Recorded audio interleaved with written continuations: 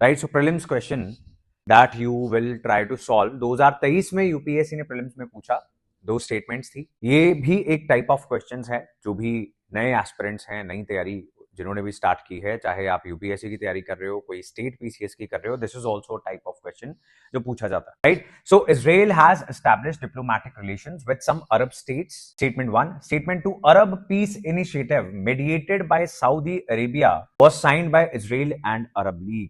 सो इस आधार पर आपने इस क्वेश्चन को सॉल्व करने की कोशिश करनी है। सो स्टेटमेंट्स हमेशा मोर और लेस यही रहती हैं कि both statement 1 and 2 are correct.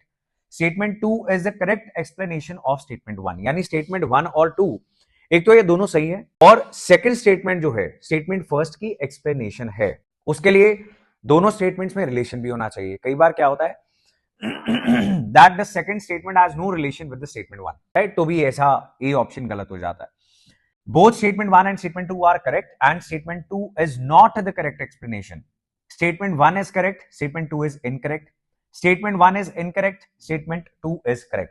So, anybody who can guess the right answer. अब ये 2023 में क्वेश्चन क्यों पूछा गया था? क्योंकि 2023 से पहले इजराइल बहुत सारे अरब देशों के साथ for the very first time diplomatic relations establish कर रहा था। That is the reason. और जिसने उस समय न्यूज़पेपर रीड किया था उसके लिए ये करंट अफेयर्स का, इंटरनेशनल रिलेशंस का question was extremely easy, right? So the right answer is C, second statement is not right. Arab peace initiative Saudi Arabia ने स्टार्ट किया था, लेकिन इजराइल इसका पार्ट नहीं था। Israel never signed Arab peace initiative. ये बहुत एक पुराना इनिशिएटिव है, ये रिसेंट नहीं था।